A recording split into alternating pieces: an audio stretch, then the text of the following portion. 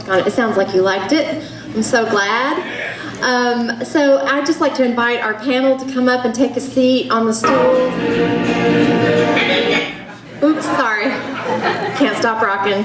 And I just want to say, while our singers come up and take a place up here, there's a person here tonight who pretty much made this panel possible, and 2 other panel discussions we're doing on the next 2 Sunday afternoons. She's a great background singer herself. Her name is Britt Savage, so thank you so much, Britt. She rounded up a whole bunch of singers, and I know because of her, everybody in town knows about this film, and I really appreciate it. So, Janice Malone, where are you? I'm going to give you a microphone. Okay. So there's a stool for everybody and Janice, and then I'm going to run around with the mic to take questions from the audience if we have time for them. I know you'll probably have a few. Probably 2, maybe. Unmute you. So if you want to take a place down there. So let me introduce everyone. I'm going to introduce Wendy Moten first. This is Wendy here in the hat. Hello, everybody. Wendy everybody here has sung with, hundreds of people, but she's sung with Faith Hill, Tim McGraw, Eric Clapton, and many more. And we're very happy to have you here with us. She's been touring with Faith since 2005, doing some Vegas shows with Tim and Faith, and just thank you so much for being here. Okay, and then we have Robert Bailey and Vicki Hampton and Kim Fleming with us. And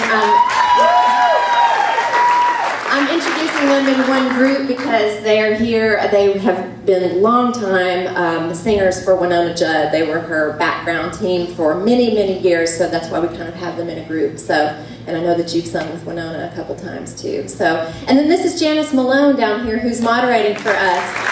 Janice is a journalist, she's a writer who is way into the arts. She writes for the Tennessee Tribune and has a really terrific program called Film Festival Radio, where she interviews filmmakers and all kinds of artists, and it's really terrific. So thank you for being here, Janice. And I will just let you take it away. Okay, preferred which? Oh, I'll take this little wireless from you. And you can use that one. I've seen this film twice today, and I want to see it again. This is just, I agree with Allison, this is probably one of the best documentaries on music and entertainment I've seen in years, and I've seen a lot of them, believe me. One thing that this film will cause me to do is give up my career as a karaoke singer. I would never again, ever, and leave it to these people, the real experts. I'd like to just throw this question out here and just ask, what did you guys think of this film? Does it cause you to just be even more proud of the work that you do, or just, in a nutshell, what did you think of it? I thought it was excellent. I thought that it told a true story of the overall spectrum of what we go through. And there is a peak that does happen, and then it kind of fizzles out, but the gift doesn't fizzle out. It's just some are younger and more available, and sometimes when you go away on the road, they put other people in your place. The sound is different, but the gift, it never leaves. And if someone remembers to call you, later on the other side of the rainbow, then that is an extra blessing. Not to say that it's over, but there is a peak, and then you go. So that part of the movie, I thought, was the real part. The difference, the look that Lisa Fisher has now, and when she had, I used to ogle at her.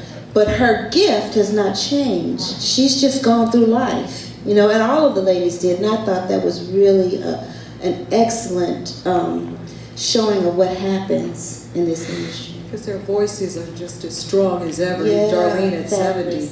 Yeah. Oh, yeah. Y'all have any comments on that? She basically said I was going to say.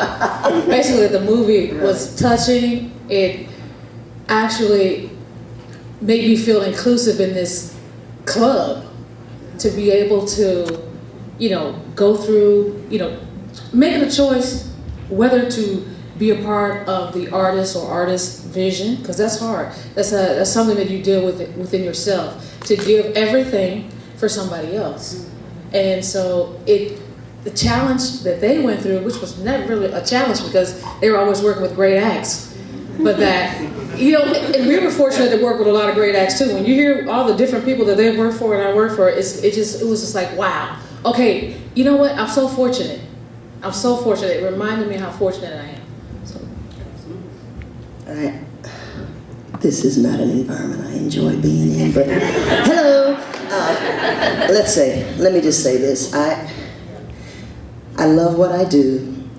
I love the idea that finally people are giving kudos to folk like us who work our tails off trying to use our gift, which has made the room for us in every setting that we've been in. And I'm just finally glad that someone invested in the gift of many of us. And I'm glad to have been a part of it in this city. That's what I'd like to say.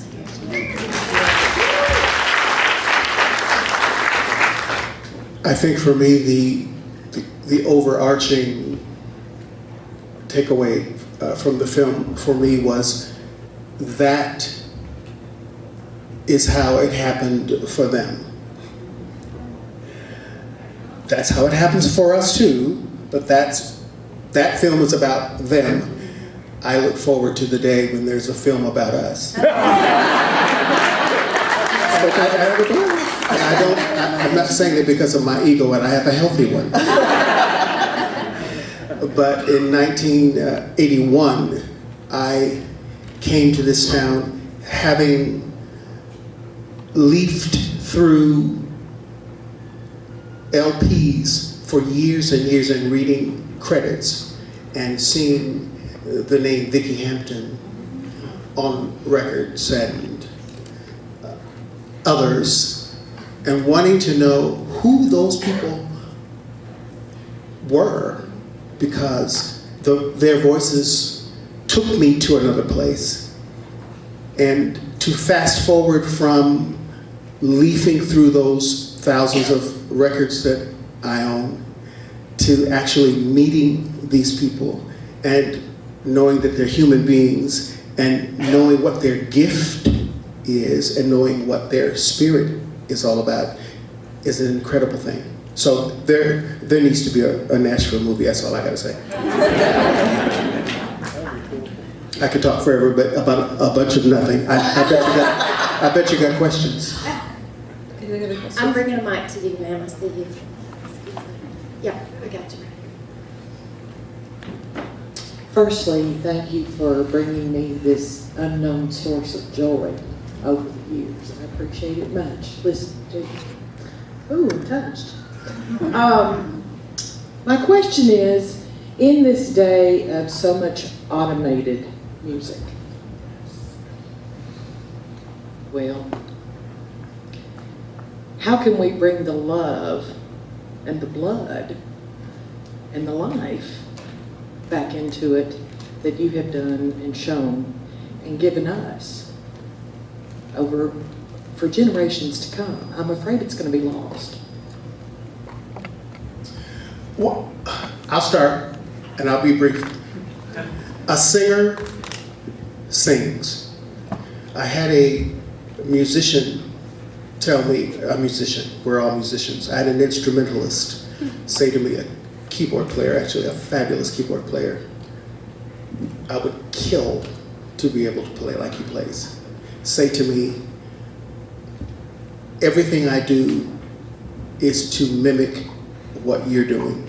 I wish I could sing. Wow. So there's nothing, the human voice is what it is. And I think that these incredible vocalists on this stage have an aura, have a persona, have, I don't know what you would call it, but when we walk into a room, we walk in to take over. We walk in to be us. And over the years that I've been here, Nashville has taken great pains to try to suck the life out of me, but it's not gonna happen. phases.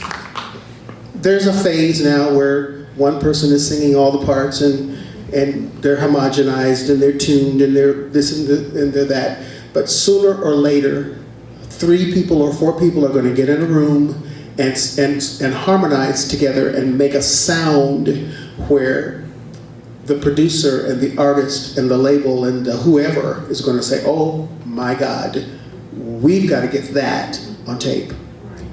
I have to say that living in Nashville, because I'm from Memphis, but I've been here 17 years. And I've seen both sides. I used to be a recording artist. Yeah. And I was up against Whitney Houston, Mariah Carey. I was supposed to be the next Whitney Houston for me in New York. And that lasted for about 6 years. And then I was like, what am I gonna do? Am I gonna stay in the game or am I gonna get out? So I ended up moving to Nashville. And I have to say that the quality of musicianship and the seriousness that they take in the sessions, I think here they still expect groups. They still expect great musicians, they still expect great vocals, you know, and they still hire us to work on these records. And I don't think that, I mean, you know, I don't know, there's a whole lot of new artists that come out and maybe on the lead vocals, they may try to make those more mechanical, but I tend to think that they still keep, in Nashville, they still want the real authentic musician, singer sound. Am I wrong by that? I think it's one of the few places, Nashville is they still expect you to know how to sing, know how to blend, and they want you to do it really fast and good right away. Right. Here in the sessions in Nashville, they let us listen once or twice, and then they're like, let's cut it. And then they want you out of it. Right. So I don't think it's gonna leave this area too long because they expect you to come in knowing your craft. They don't really wanna, at this level, they don't wanna have to tell you what to do. They have to tell you what to do, then you're not gonna get called. You're not even in the room. So I'm not worried about the quality. But I think, in answer to your question also, if you really want it, you must make your request known. Because they have they have all kinds of machines to mock the voice. I mean, I've heard they push a button and all in harmony. I'm like, what is it? Who was that? Well, they may have grabbed something, either one of us, from way back somewhere and, auto-tuned or animated it or whatever, sampled it, whatever.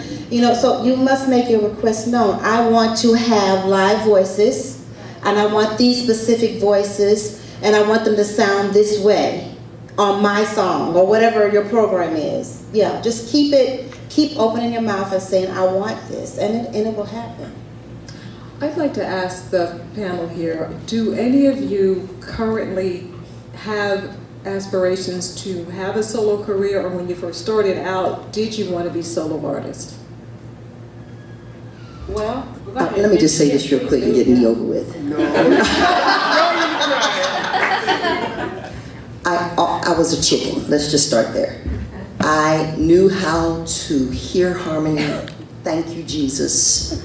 I knew how to hear harmony where there was none. And I praise God for that. That's where the gift came from. However, whenever I was growing up, my listening ear would tune into the Supremes, the Ray Conniff singers, Lawrence Welk singers, and the likes, the Emotions. So I wanted to be a part of a group. That was my ideal situation, so that all of the pressure would not just solely be on me. So, and I still feel that way. So, but I love doing the background work in that capacity as well. So, I'm capable of lead, but I definitely enjoy the anchor of other folks with me. Beautiful. Well, I have had several attempts. I started when I was 15 years old. I did my first big demo, and the song that I did came out on the radio like a couple of days later, and I was like, oh my God, what? But I never stopped trying.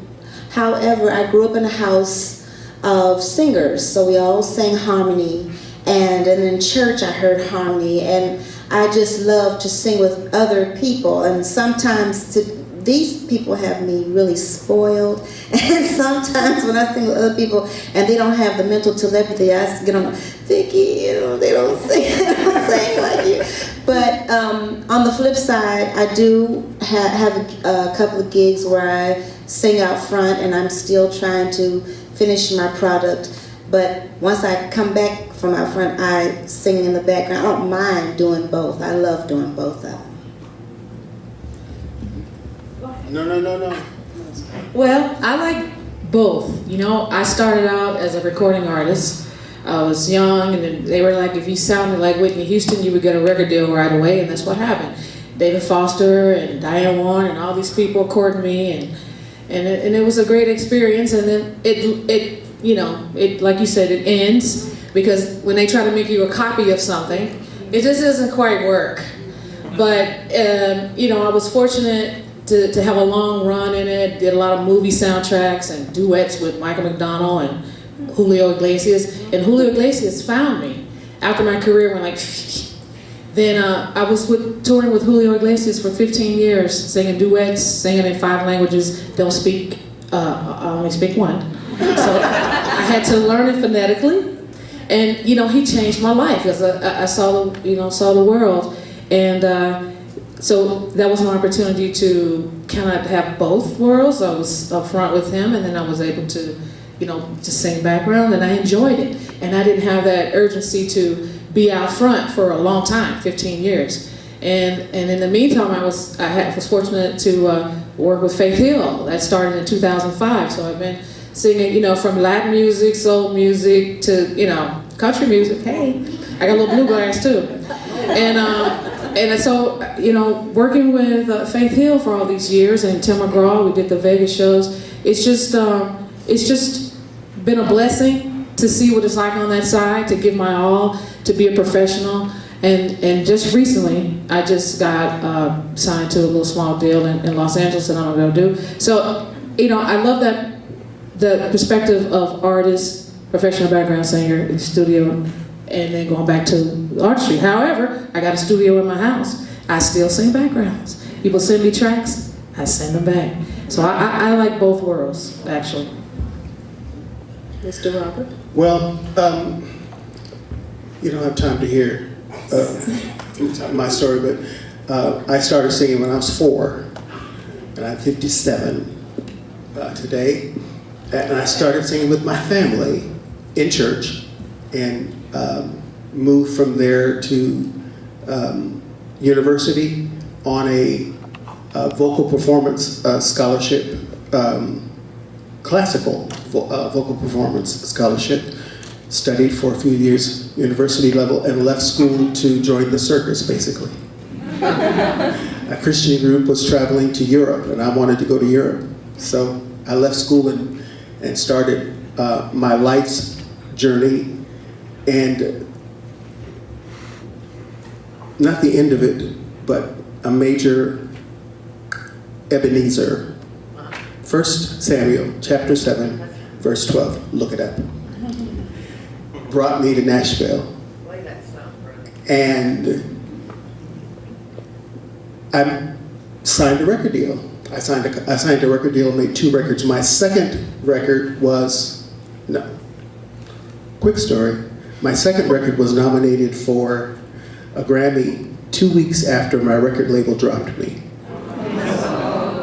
2 weeks after my record label dropped me, my album was nominated for a Grammy, not as the best black gospel, but it was the best male performance gospel category. And Michael W. Smith won his first Grammy that year. That was 1984. So I like being a solo artist, but I think there are lessons to learn from being out front. There are lessons to be learned from being in the background. I don't think I know how to be out front unless I know what it's like to be in the background. It's important for me to understand the total package. And over the course of years, before I even lived in Nashville, I met Kim Fleming. She was still in a bassinet at the time. And I thought she was phenomenal. And she remains my friend now. My closing statement to you today is a singer sings. Everyone that I'm looking at on this stage sustains me. When I moved to Nashville in 1981 on a wing and a prayer, I went to visit Donna McElroy and Vicki Hampton and just drool as they did a background session. And do you know what they did? They stopped the recording session and told the producer that it was not going to be the two of them, that they wanted this guy from nowhere to come in and sing with them. And from that very first day to this day, I feel like this lady who looks like she's 2 years old, but she's 105. I'm very proud. Sustains me. We look out for each other. When when Kim Fleming got the gig with Winona, the 87th person she called was me. And I said, cool. And we both said, we got to get Vicki in that gig. And in our minds, I think we thought, we need to take this over. I'm sorry, are we in church? I said, that heifer can sing. To be continued. But she is not using her gift. She needs to be shown. But we know how to sing. And I think we lifted her to another level. And you never know that that is the case until sometimes years later, maybe sometimes you never know that. But I've had the opportunity to hear back that it's been okay. We did okay for her. I see a question and I'm shutting up.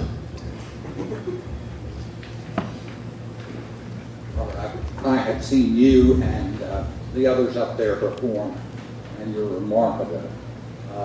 But you really address a question that I have, and I've heard this in several different instances. How hard is it to train the lead, to sing with background? I think it's a gift. I think you either know how to do it or you don't. Yeah. And there are people who sing lead who cannot sing background. And then there are folks like Wendy Moten that can sing anything at any time for any reason and be grand. Well, you know, I have to say that these three people right here, when I first moved to Nashville, I wasn't recording artist. I didn't know my career was over. I was singing background already. They welcomed me in. So this lady right here gets the calls. They all get the calls for these records, whether it's country, blues, whatever it is. They get the calls. I don't get the calls. I get their call. I do. I'm serious. I get her call. I get their call, and I'm so thankful because they don't have to share. You know, because this business is tough. They don't have time to teach you. You got to know what to do, and then if you don't, you got to figure it out really fast. And they only pull in the people that can figure it out fast, because that's how we roll in Nashville. Nashville, hey, go on Music Roll. They will tell you. They want you to listen once or twice, and then we're gonna cut it, and then it's a hit. And you know, I just want to thank you guys officially for welcoming me through these years. I'm serious. Where's my chest time? I will write it right now. I love you, Wendy.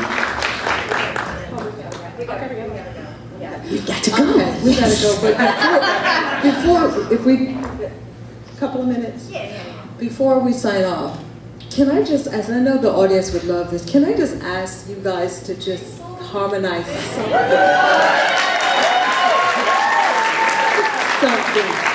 You know, Mary had a little lamb, anything, the alphabet, whatever. Please. Okay. And I'm gonna make sure. Did someone bring a contract?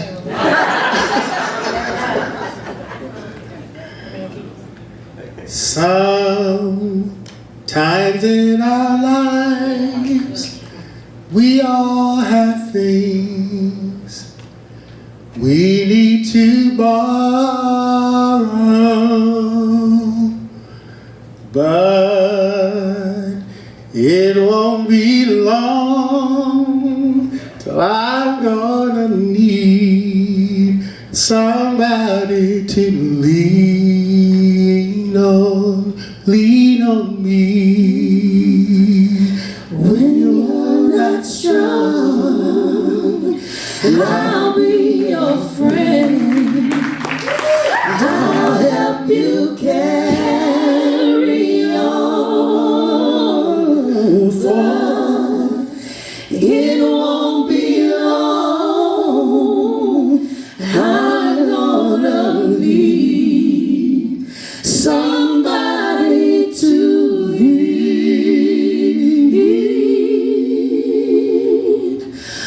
on.